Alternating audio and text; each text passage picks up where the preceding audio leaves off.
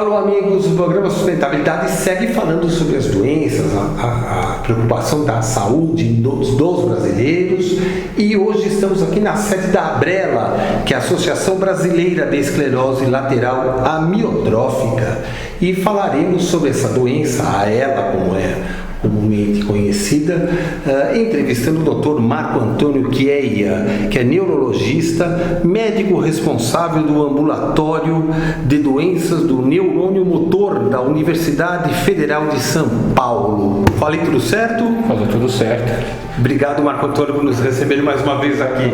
Obrigado a você. É um grande prazer poder transmitir ideias e conceitos sobre essa doença, que é uma doença tão importante como todas as outras neurodegenerativas.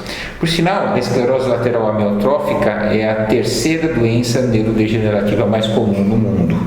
Ela perde apenas para a doença de Parkinson e a doença de Alzheimer, que já falamos em programas anteriores. Pois é. A esclerose lateral amiotrófica é uma doença neurodegenerativa que afeta um neurônio, o maior neurônio do corpo humano, chamado neurônio motor. Esse neurônio, ele tem uma responsabilidade no nosso corpo: ele comandar os nossos movimentos voluntários. Essa doença afeta esse neurônio e a pessoa que perde progressivamente a capacidade e a habilidade motora, de maneira rapidamente progressiva, ou pode ser de forma um pouco mais lenta, mas sempre de maneira não conseguindo curar esse processo degenerativo. Em consequência disso, a pessoa perde a capacidade de, por exemplo, manusear com as mãos, chutar, engolir, falar, respirar, e esse quadro se torna incurável até o momento. Nós nos tratamos de uma doença, de uma moléstia que tem um impacto mórbido muito grave perante o paciente e perante a família do paciente. Como diagnosticar, falando para os nossos amigos, olhando para a lente, dizendo assim, como diagnosticar esta dramática doença? Infelizmente, falando em diagnóstico, essa é uma doença que, por não ter um tratamento, o mais importante seria um diagnóstico precoce para diminuirmos os efeitos causados por essa doença, para melhorar a morbidade causada por essa doença e a qualidade de vida das pessoas. O diagnóstico dessa doença depende de alguns exames importantes, além de um exame clínico de um médico especializado ou que conheça os sintomas e sinais dessa doença. Estatisticamente, no Brasil e em alguns locais nos Estados Unidos, na Europa e até na Ásia, no Japão, o tempo do primeiro sintoma ao diagnóstico está em torno de até 1 ano, normalmente 1 ano. É um tempo para que essa doença evolua o suficientemente para provocar bastante dano no paciente.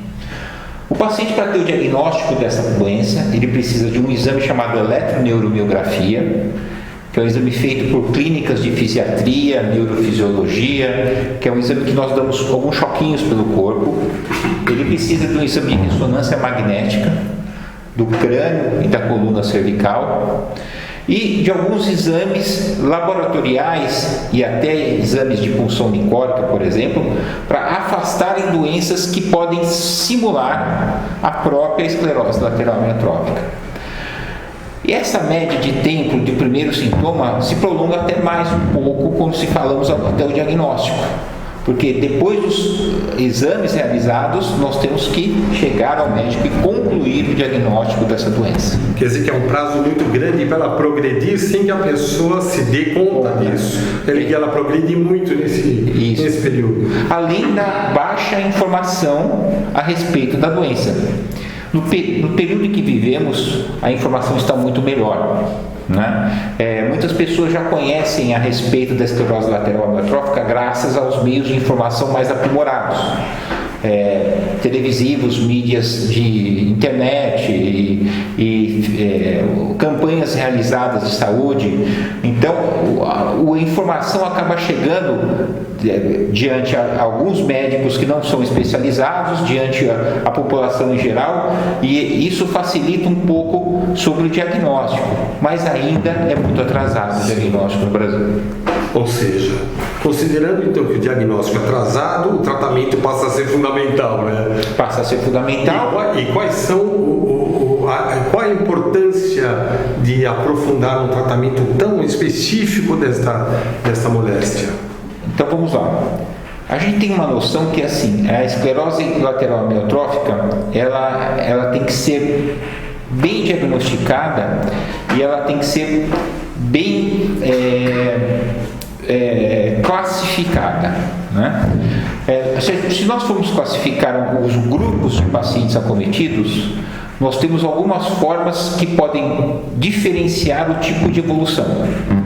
Nós sabemos que 50% dos pacientes, mais ou menos, vivem num período de até 5 anos, de 3 a 5 anos, desde o diagnóstico. Puxa, ela tem um índice assim um índice de mortalidade altíssimo.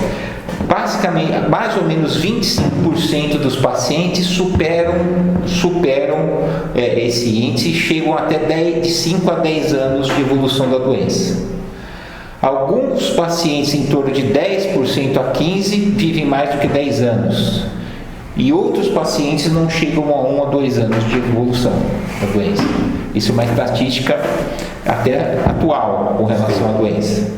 Nós sabemos que os homens têm um pouco mais de incidência do que as mulheres. Sim. E nós sabemos que algumas formas, por exemplo, como uma forma que começa pela fala e pela deglutição, tem uma evolução pior do que a forma que começa pelo braço e pela perna.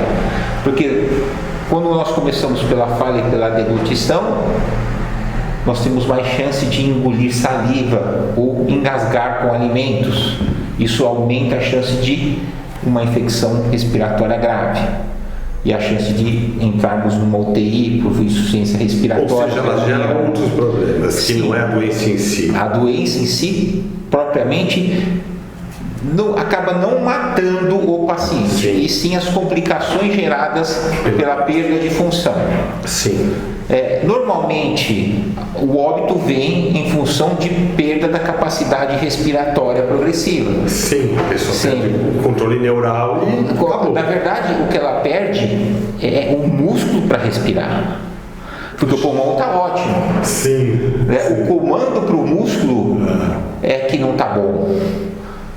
O comando motor para fazer seu músculo expanda pulmão, Sim. Causa expansão, respire, não vai. E acaba diminuindo a complacência, a capacidade pulmonar de expansão, até ocasionar um grave comprometimento. E essa doença, assim, ela tem uma cara única ou tem vários tipos? Como é que é essa dinâmica? Com a evolução dos últimos 5 anos, eu digo até mais, nos últimos 8 anos a cara da doença mudou completamente. Até o próprio nome esclerose lateral amiotrófica, a gente entra com um júdice, com um julgamento sobre isso. Porque o próprio nome esclerose lateral amiotrófica é descrito como doença por Charcot em 1869, com uma patologia em que a pessoa desenvolveu uma forma de perda de força em membros, progressiva, e que na biópsia pós-mortem encontrou-se uma fibrose na região lateral da medula, onde passa nosso comando motor.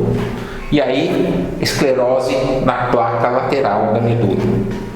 Daí surgiu o nome, esclerose lateral amiotrófica. Sim.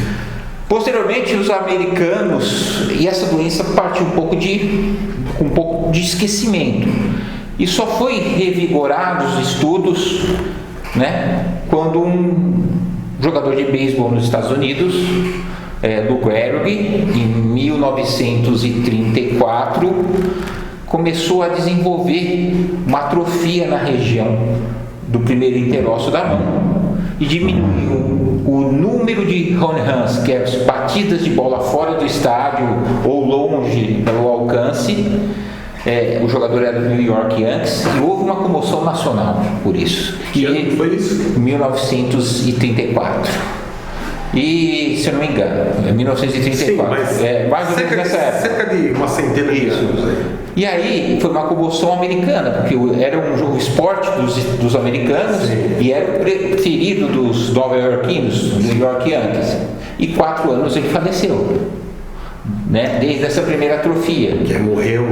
LeBron James. Ou como se fosse alguma coisa desse tipo. Bom, a partir daí, as pesquisas se intensificaram. A doença entrou como uma forma de estudo muito importante, como uma doença que teria que ser estudada.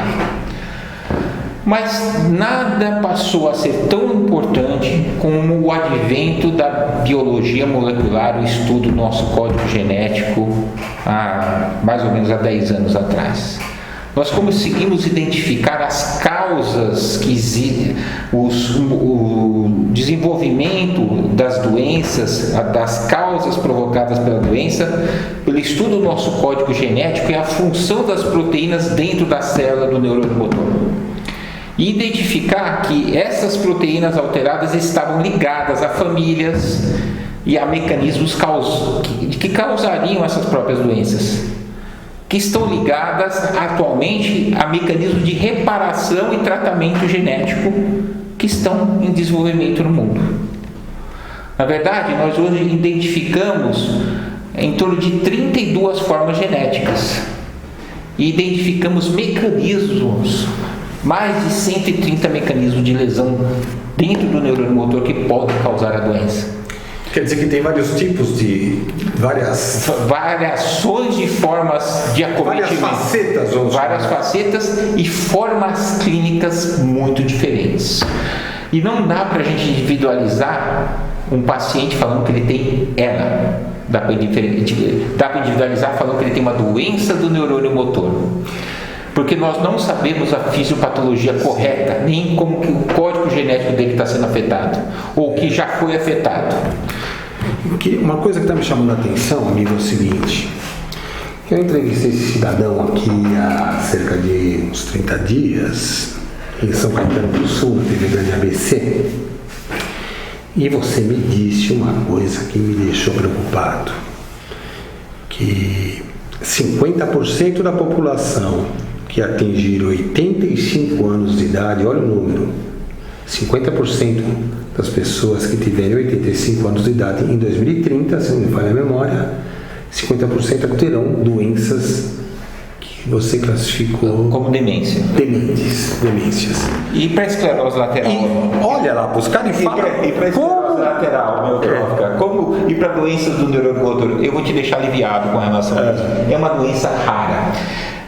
Para nós classificarmos doenças raras, a gente classifica doenças raras com tem uma incidência bem menor, né? Doenças raras a gente tem 59 por 100 mil, tem que ter uma incidência menor de 59 por 100 mil. Sim. A doença do neurônio motor, a incidência é de 1 a 2 por 100 mil. Em alguns países, a prevalência que muda. Na verdade, a prevalência é o número total de casos por 100 mil habitantes. Tá. Isso está em torno no Brasil, de 3 a 5 casos por 100 mil habitantes. Tá? Alguns países... Para que tenhamos uma referência, por exemplo, o Alzheimer, qual que é o número nessa mesma comparação para 100 mil habitantes? Temos aí uma... mas assim, o Alzheimer nós temos mais casos, a gente tem, eu acho que em torno de 35, por aí, né? 35% por 100 mil? Eu acho que até mais. 35 por 50 por 100 mil. É uma incidência muito maior. Já deixa de ser uma doença rara, né? Sim. Passa a ser um problema maior de saúde pública. Sim. Né? Então, assim, a diferença é muito maior. Em alguns países desenvolvidos, em que você tem a capacidade de fazer o diagnóstico precoce da doença do neurônio motor ou esclerose lateral amiotrófica, nós temos uma prevalência de 9 por 100 mil habitantes, 10 por 100 mil habitantes, mas nós temos um fator muito interessante também no mundo chamado envolvimento ambiental, que está sendo estudado. A gente sabe que o ambiente interfere com o próprio código genético e funcionamento das células. Olha. Nós temos clusters mundiais, onde a incidência de esclerose lateral amiotrófica chega a 100 para 100 mil. Um dos exemplos, Polinésia Francesa, Ilhas Guam, no Pacífico, né, próximo das Filipinas. Lá as pessoas desenvolvem uma forma chamada frontotemporal demência mais esclerose lateral amiotrófica. Desenvolve as três coisas. Uma frequência de 100 para 100 mil. Uma prevalência de 100 para 100 mil. É uma coisa absurda. Muito alto. Muito alta. Tem outro local que é a península aqui do Japão, do sudeste asiático ali. A prevalência chega até 120 por 100 mil habitantes. Nossa, e o que eles têm lá? Pois é, aí não está envolvido só o mecanismo de funcionamento do próprio neurônio, das proteínas que envolvem tudo isso, e sim a característica de ambiente, de envolvimento ambiental que pode provocar. Nós sabemos que como fatores causais o que a gente tem? A gente tem o tabagismo como fator, que pode predispor a doença, trauma, traumas mecânicos, que é doença, e fatores ambientais, o uso de pesticidas, indústrias eletromagnéticas e trabalhadores braçais em área mecânica. Um exemplo clássico é que a Liga de Jogadores de Futebol da Itália, da primeira e terceira divisão, tentaram relacionar a incidência com a prática esportiva de alto impacto. Eles descobriram uma incidência de 6 vezes aumentada com o uso de esclerose lateral amiotrófica nos jogadores de futebol de alta performance. Então parece que o estresse mecânico também está envolvido com a doença. Sim. Bom, para nós encerrarmos aqui, eu queria que você desse um recado para a nossa plateia, dizendo o seguinte: a gente se apercebe que essa é a pergunta, né? A gente se apercebe que, obviamente, como as pessoas vivem mais, as doenças degenerativas começam a ter uma interferência muito maior no dia a dia. Como evitar doenças degenerativas, seja todas elas, tá? Todas elas no sentido maior da expressão. O que deveria ser feito? Diga para o nosso público o que você recomenda. Existem doenças que a gente pode ter como prevenção para desenvolvimento da doença. Na questão do Alzheimer, a gente segue um pouco da linha da prevenção cardiovascular, né? Ter um estilo de vida saudável, ter uma prática esportiva saudável, obedecer um regime que evite diabetes, evite o aumento de colesterol, triglicérides, evitando o desenvolvimento de doenças relacionadas a doenças cardiovasculares que provoquem uma piora do perfil. Exercitar a mente, conseguir desenvolver um bom raciocínio, são práticas que podem prevenir muito e são usadas principalmente para o tratamento da doença de Alzheimer, uma prevenção, né? Como prevenção, já que a doença é neurodegenerativa. O segmento do Parkinson segue a mesma linha, além do uso de exercícios, além de evitar esforços em demasia, mas a linha do Parkinson é uma doença neurodegenerativa que também pode ser usado, essa linha pode ser usada, muitas vezes não adianta. Muitas vezes a característica a privação da dopamina causada pelo Parkinson, ela tem uma interferência muito grave na vida.